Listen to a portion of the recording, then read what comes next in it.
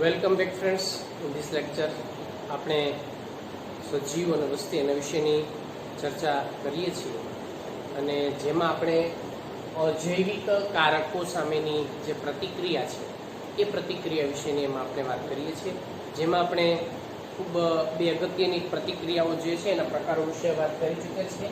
તેમાં નિયમન કરવું અને અનુકૂળ થવું, બરાબર, એના વિશે આપણે ઓલરેડી વાત કરી ચૂક્યા છીએ. હવે આજના લેક્ચરમાં આપણે એના પછીનો ટોપિક જે છે એના વિશેની વાત કરીએ તો અજૈવિક કારકો સામેની પ્રતિક્રિયામાં સજીવ એમાં એક બીજો પણ નુસ્ખો અજમાવતો હોય છે અને જેને આપણે કહીએ છીએ સ્થળાંતરણ અથવા તો માઇગ્રેટ થવું.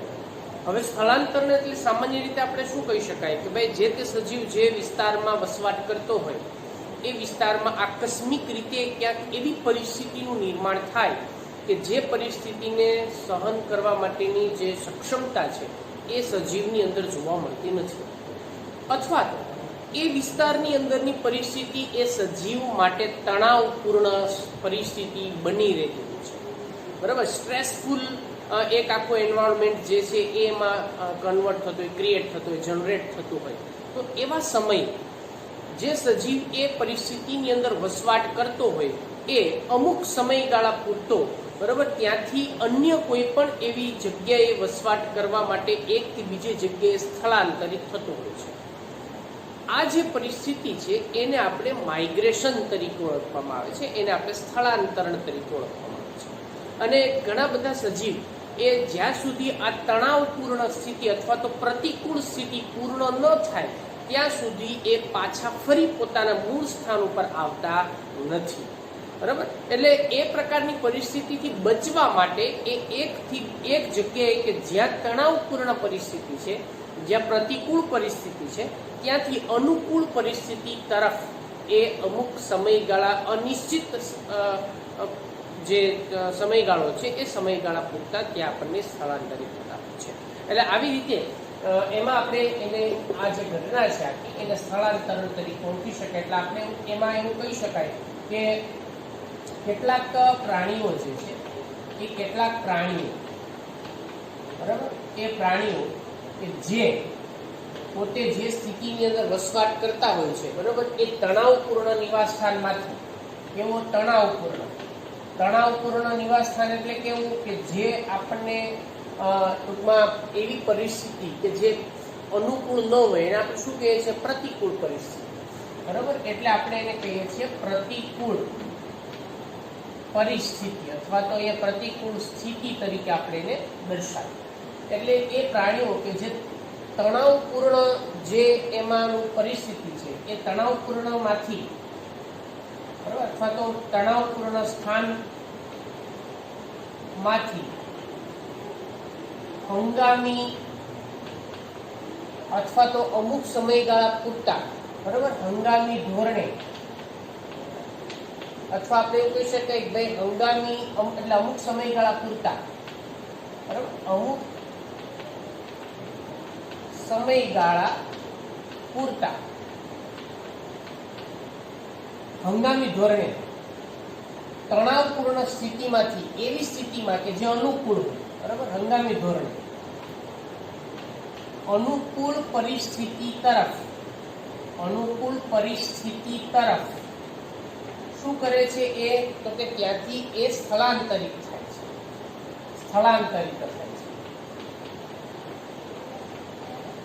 અને જે આ પ્રકારનું સ્થળાંતરણ કરતા હોય એને આપણે માઇગ્રેટરી એનિમલ્સ અથવા તો માઇગ્રેટરી બર્ડ્સ કે એવા અલગ અલગ પ્રકારે કોઈ પણ સજીવોને એમાં માઇગ્રેટરી સ્થળાંતરિત પ્રાણીઓ તરીકે ઓળખવામાં આવતા હોય છે. ક્લિયર? શા માટે ભાઈ એકથી બીજી જગ્યાએ ગયા? કારણ એ છે કેમ કે એ પરિસ્થિતિ એને તણાવપૂર્ણ છે, એ પરિસ્થિતિ એને પ્રતિકૂળ છે, એટલે પોતાને જીવિત રાખવા માટે બીજી જગ્યાએ સ્થળાંતરિત થતા હોય છે. હવે આની અંદર જો આપણે ઉદાહરણ તરીકે વાત કરીએ, બરાબર, ઉદાહરણ તરીકે જો આપણે મનુષ્યની વાત કરીએ તો આપણે પોતે એમાં ઘણી બધી એવી પરિસ્થિતિ છે જેમ કે ઉનાળાની વાત, ગરમી, બરાબર, જેમ કે ઉનાળાની અંદર આપણે ગરમી હોય તો ઉનાળાની ગરમીમાં એ ગરમીથી બચવા માટે ઘણા લોકો જે છે એ બીજી જગ્યાએ હિલ સ્ટેશન હોય અથવા તો કોઈ એવા બરફ આચ્છાદિત વિસ્તારો હોય, કોઈ એવા ઠંડા પ્રદેશો હોય અથવા તો કોઈ જંગલ વિસ્તાર હોય, બરાબર, જ્યાં ઠંડક મળી રહે, એ જગ્યાએ ત્યાં સ્થળાંતરિત થતા હોય છે. પાછું વેકેશન પૂરું થાય અને ગરમી ઓછી થાય એટલે ફરીવાર પોતાના મૂળ જે નિવાસ સ્થાન છે એના ઉપર પાછા ફરતા હોય છે. એટલે આ રીતે એ જ્યારે સ્થિતિ પૂર્ણ થાય આ પ્રકારની, બરાબર, તણાવપૂર્ણ સ્થિતિ જ્યારે પૂરી થાય ત્યારે ફરીવાર આવતા હોય છે. એટલે આમ ઉનાળાની ગરમીથી બચવા માટે જે એ અન્ય જગ્યાએ સ્થળાંતરિત થતા હોય છે, બરાબર. ઉનાળાની ગરમીથી બચવા માટે ક્યાં, તો કે ઠંડા પ્રદેશો તરફ એ જતા હોય છે. જેમ કે કોઈ પણ વ્યક્તિ જે દિલ્હીમાં રહેતો હોય અથવા તો આપણે વાત કરીએ ગુજરાતમાં રહેતું હોય કે પછી એ રાજસ્થાનમાં રહેતો હોય, ત્યાંથી એ જો શિમલા કે કુલુ મનાલી બાજુ ફરવા જાય તો એ પ્રકારે શું થયું છે, તો કે એ માઇગ્રેટ થયા છે, બરાબર. અમુક સમય પૂરતા પાછા એ એમાં પોતાને મૂળભૂત જે સ્થાન જે છે એની અંદર પાછા ફરતા હોય છે. એટલે આમ ઘણા બધા પક્ષીઓ છે, પ્રાણીઓ છે, બરાબર. એ પોતે ઘણા એમાંના જે પક્ષીઓ છે, કેટલાક પ્રાણીઓ છે જે આવો લાંબા અંતર સુધી, બરાબર, એ લાંબા અંતર સુધી અન્ય જે કોઈ પણ સ્થાન છે એ અન્ય સ્થાને એ સ્થળાંતરિત થતા હોય છે, બરાબર, સ્થળાંતરિત થાય છે. અને જ્યારે પાછું એ ફરીવાર જ્યારે એને યોગ્ય પરિસ્થિતિ મળે ત્યારે પાછા ફરીવાર આવી જતા હોય છે. એમાં ઘણા બધા પક્ષીઓની વાત કરીએ ખાસ તો આ બધા પક્ષીઓ છે દરિયાઈ અમુક મત્સ્ય છે કે જે લાંબા અંતર સુધી માઇગ્રેટ થતા હોય છે. પક્ષીઓની અંદર જો આપણે વાત કરીએ તો અહીંયા રાજસ્થાનની અંદર તમે બધા જાણો છો આમ તો કે ભાઈ રાજસ્થાનમાં એક એમાંનો જે કેવલાદેવ રાષ્ટ્રીય ઉદ્યાન જે ભરતપુરમાં આવેલું છે, બરાબર. કેવલાદેવ રાષ્ટ્રીય ઉદ્યાન ક્યાં આવેલું છે? આ ભરતપુરમાં આવેલું છે. આ જગ્યાએ ઘણા બધા અમુક ખાસ કરીને સાઇબેરિયા છે અથવા તો કોઈ ઘણા બધા એવા ઉત્તરીય વિસ્તારોમાંથી, સાઇબેરિયા કે ઉત્તરીય વિસ્તારોમાંથી ઘણા પક્ષીઓ જે છે એ પક્ષીઓ, બરાબર, એ પક્ષીઓ ત્યાં અમુક સમયગાળા પૂરતા એ ત્યાં પક્ષીઓ એના મહેમાન બનીને આવે, ત્યાં યજમાન જે કોઈ પણ એમાંના આના સ્થાન ઉપર આપણને ત્યાંમાં જોવા મળતા હોય છે. એટલે પક્ષીઓ ત્યાં સ્થળાંતરણ પામી અને વસવાટ કરે છે. એટલે આવી રીતે ખાસ કરીને જો એમાં સાઇબેરિયાની વાત આવે તો ત્યાં એક પક્ષી ખાસ જે સ્થળાંતરિત થાય છે એમાં છે સાઇબેરિયન ક્રેન. તો સાઇબેરિયન ક્રેન જે છે, બરાબર, એ આપણને ત્યાં ઘણું પક્ષીઓમાં એની જાતિ જે છે એ આપણને ત્યાં ખાસ સ્થળાંતરિત થતી જોવા મળતી હોય છે. એટલે આમ પ્રતિકૂળ પરિસ્થિતિની અંદર પ્રતિકૂળ પરિસ્થિતિથી બચવા માટે ઘણા બધા સજીવો જે છે પોતે એકથી બીજી જગ્યાએ રીતે સ્થળાંતરિત થતા જોવા મળતા હોય છે. તો હવે આ વાત થઈ આપણે સ્થળાંતરણ જે છે. હવે એના પછી આપણે વાત કરીશું ઘણા બધા સજીવો કે જે વિપરીત પરિસ્થિતિમાં બચવા માટે પોતે જે છે સુષુપ્ત અવસ્થામાં પસાર થતા હોય છે અથવા તો એ સુષુપ્ત અવસ્થાની અંદર સ્થિર થતા હોય છે, સ્થાયી થતા હોય છે. એને આપણે મુલતવી રાખવું એવું કહી શકાય છે, બરાબર. તો એનો જે ચોથો પ્રકાર જે છે એ છે મુલતવી રાખવું,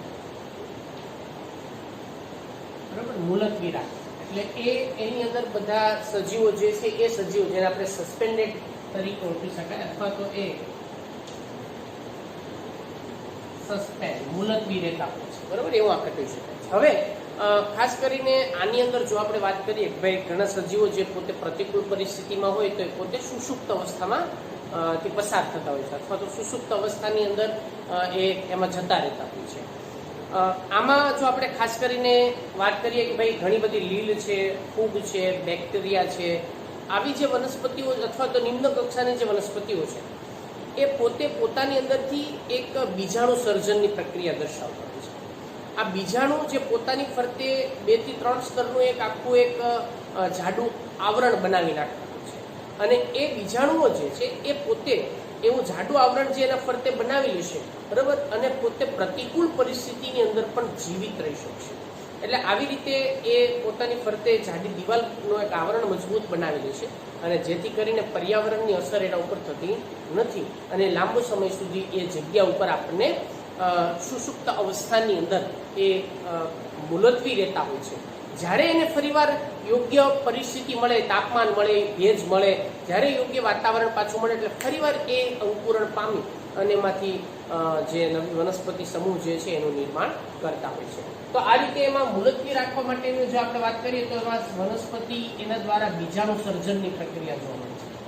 એના દ્વારા બીજાણુ સર્જન, બરાબર. અને ખાસ કરીને બીજાણુ સર્જન જે છે એ લીલ છે, ફૂગ છે કે બેક્ટેરિયા છે, ઉપરાંત એમાં ઘણી બધી એવી જે નિમ્ન કક્ષાની વનસ્પતિ છે, બરાબર, નિમ્ન કક્ષાની વનસ્પતિ જે બીજાણુનું નિર્માણ કરે છે, બરાબર, જે બીજાણુનું નિર્માણ કરે છે. અને આ બીજાણુ, બરાબર, એ જે બીજાણુ છે એ બીજાણુ પોતાના ફરતે એક અવાહક જાડું સ્તર બનાવે છે, જેથી એ પર્યાવરણ જે છે, બરાબર, એ પર્યાવરણ સામે, બરાબર, પર્યાવરણની સામે પ્રતિકારકતા દર્શાવે છે. અને સુષુપ્ત અવસ્થામાંથી પસાર કરે છે. જ્યારે ફરીવાર એને આપણે યોગ્ય વાતાવરણ પાછું જો આપવામાં આવે તો એનું અંકુરણ થાય છે, બરાબર, અને પાછું એનો પરિસ્થિતિ જે છે એની અંદર એ આપણને બદલાય એટલે એનું અંકુરણ થાય છે. અનુકૂળ સ્થિતિ પ્રાપ્ત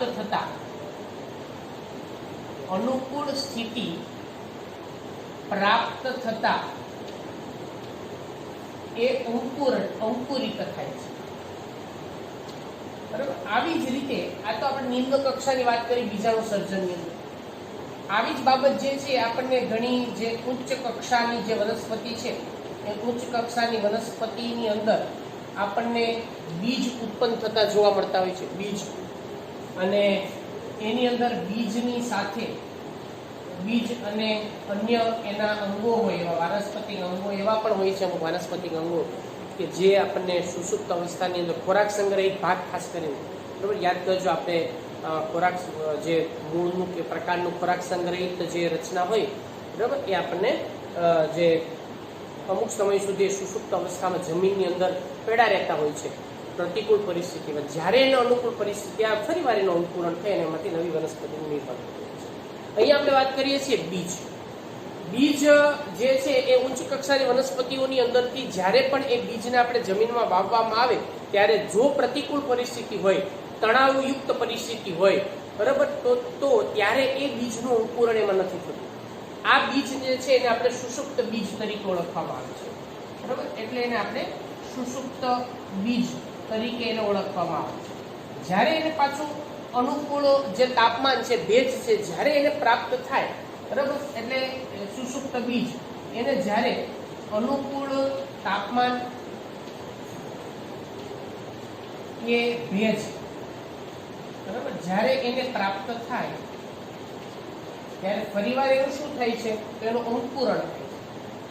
ફરીવાર એનું અંકુરણ થાય છે અને એટલા માટે એ પોતે પછી એમાંથી નવી વનસ્પતિઓનું નિર્માણ કરતા હોય છે. પ્રાણીઓની અંદર જો આપણે વાત કરીએ તો પ્રાણીઓની અંદર આની અંદર ખાસ કરીને બે પ્રકારની નિંદ્રાઓમાંથી પસાર થતા હોય છે, બરાબર. પ્રાણીઓમાં આપણને લાક્ષણિકતા ઘણી બધી જોવા મળતી હોય છે અને ખાસ કરીને પ્રાણીઓ એ આ બે પ્રકારની નિંદ્રામાંથી પસાર થતા હોય છે. એમાં જ્યારે સુષુપ્ત અવસ્થા હોય, બીજની હોય, કોઈ પણ પ્રાણીઓની હોય, સૂક્ષ્મ જીવાણુઓની હોય, બીજાણુઓની હોય, ત્યારે એમાં જે ચયાપચયની પ્રક્રિયાઓ છે ને એ ચયાપચયની પ્રક્રિયાનો દર ઘટી જાય છે અને જેથી એ લાંબો સમય સુધી એમાં એ પોતે પોતાની મૂળભૂત સ્થિતિની અંદર લાંબો સમય સુધી ટકી શકે છે અથવા તો લાંબો સમય સુધી એ પોતે એમાં રહી શકે છે એવું એની અંદર આપણે કહી શકીએ છીએ. ઘણા બધા પ્રાણીઓ હોય તો પ્રાણીઓની અંદર આપણને બે પ્રકારની નિંદ્રા, એક છે એની અંદરની શીત નિંદ્રા બરાબર, અને બીજી છે એમાંની ગ્રીષ્મ નિંદ્રા. બે પ્રકારની નિંદ્રા જે છે એમાંથી પ્રાણીઓ પસાર થતા હોય છે. ઘણા જે ખાસ કરીને ઠંડા પ્રદેશોની અંદર જો આપણે વાત કરીએ તો ઠંડા પ્રદેશોની અંદર એટલે કે શિયાળાની અંદર આપણે એમાં ઘણા બધા પ્રાણીઓ જે છે બરાબર, એમાં ખાસ એ પોતે શીત નિંદ્રાની અંદર જતા હોય. ઉદાહરણ તરીકે જો આપણે વાત કરીએ તો રીંછ જે છે બરાબર, પોલર બિયર, એ જે બરફ આચ્છાદિત વિસ્તારમાં હોય તો એ પોતે ખોરાક ખાઈને પછી અમુક જ્યારે હિમવર્ષા હોય ત્યારે એ સુષુપ્ત અવસ્થાની અંદર આપણે એમાં જતો જોવા મળતો હોય છે, શીત નિંદ્રા તરીકે ઓળખી શકાય. આ ઉપરાંત ગોકળ ગાય કે માછલીઓની બધું જે છે બરાબર, એ ઉનાળાની અંદર ગોકળ ગાય છે, અલગ અલગ પ્રકારની જે મત્સ્ય છે બરાબર, મત્સ્ય, દેડકા છે, આ બધાની અંદર આપણને ગ્રીષ્મ નિંદ્રા એટલે ઉનાળાની અંદર એ શું કરે, જમીનની નીચે વયા જશે અમુક એમાં દર કે એવું બનાવ્યું અને પછી પોતે એની જે સુષુપ્ત અવસ્થા જે છે બરાબર, એને આપણે ગ્રીષ્મ નિંદ્રા તરીકે ઓળખીશું. એટલે જેથી એ શું કરે કે કદાચ ત્યાં પાણી ઓછું હોય અથવા તો ભેજ ને ઓછો હોય ત્યારે એ જમીનની નીચે જ્યાં ભેજ મળી રહે એવા નીચેના વિસ્તારની અંદર એ પોતે એમાંથી જળ શુષ્કન જેવી પરિસ્થિતિમાં પણ જીવિત રહી શકે છે. એટલે આ પ્રકારની જે પરિસ્થિતિ છે એને આપણે ગ્રીષ્મ નિંદ્રા તરીકે ઓળખવામાં આવે છે. એટલે આ રીતે સરોવર છે, ઘણા બધા એવા અલગ અલગ પ્રકારના જે તળાવો છે, એ તળાવોની અંદર આપણે એક વિશિષ્ટ પ્રકારના સજીવો એની અંદર આપણને જોતા એમાં ખાસ મળતા હોય છે અને એને આપણે પ્લવકો તરીકે ઓળખવામાં આવે. કદાચ તમે એના વિશે જાણતા હશો, પ્રાણી જ પ્લવકો તરીકે આપણે ઓળખી શકાય બરાબર, પ્લવક. તો એ પ્લવકો જે છે એની અંદર પણ આપણને ખાસ એક વિશિષ્ટ લાક્ષણિકતાઓ આપણને એમાં જોવા મળતી હોય છે. એને આપણે પાણીમાં જે પ્રાણી પ્લવકો જે જોવા મળે છે, પ્રાણી પ્લવકો બરાબર, એ આપણને એના સુષુપ્ત અવસ્થા માટેનું એક વિશિષ્ટ ઉદાહરણ પણ એની અંદર આપણે ગણી શકાય છે. એ પણ વિપરીત પરિસ્થિતિમાં પોતે એમાં જીવિત રહી શકે છે. એટલે આમ સુષુપ્ત અવસ્થા જે છે એ નિલંબિત વિકાસની જ એક અવસ્થા આપણે એને ગણી શકાય છે બરાબર. આ જે આપણે વાત કરીએ કે ભાઈ સુષુપ્ત અવસ્થા એ એની નિલંબિત એક અવસ્થા છે, એટલે એ નિલંબિત વિકાસની જ એક અવસ્થા એની અંદર ગણી શકાય છે, જે અવસ્થામાં સજીવો પોતે જીવિત રહેવા માટે એ મુલતવી રહેવાનું પસંદ કરતા હોય છે, ત્યારે પ્રતિકૂળ પરિસ્થિતિ હોય એ સમય. એટલે આવી રીતે પ્રાણીઓની અંદર આપણને જે મુખ્ય 4 વાત અહીંયા આપણે કરી છે કે જે અજૈવિક કારકો સામેની જે પ્રતિક્રિયા છે, પ્રતિક્રિયામાં નિયમન કરવું, અનુકૂળ થવું, સ્થળાંતરિત થવું અને પોતાને મુલતવી રાખવું બરાબર, આ બધી પ્રતિક્રિયાઓ જે છે એ આપણને એની અંદરથી જોવા મળતી હોય છે. તો આપણે અહીંયા પ્રતિક્રિયાઓ વિશેની જે વાત છે બરાબર, એ આપણે એમાં પૂરી કરીએ છીએ. નેક્સ્ટ લેક્ચરમાં આપણે નવા ટોપિકની એમાં ચર્ચા કરશું. ખૂબ અગત્યનો આ બધા ટોપિક છે, પ્રતિક્રિયા બધા જ જે વાત કરી, નિયમન, અનુકૂળ થવું, સ્થળાંતરિત થવું, મુલતવી રહેવું બરાબર, ખૂબ અગત્યના બધા ટોપિક છે. એટલે એને વ્યવસ્થિત તમે એમાં એનો અભ્યાસ કરવો જરૂરી છે. ઓકે.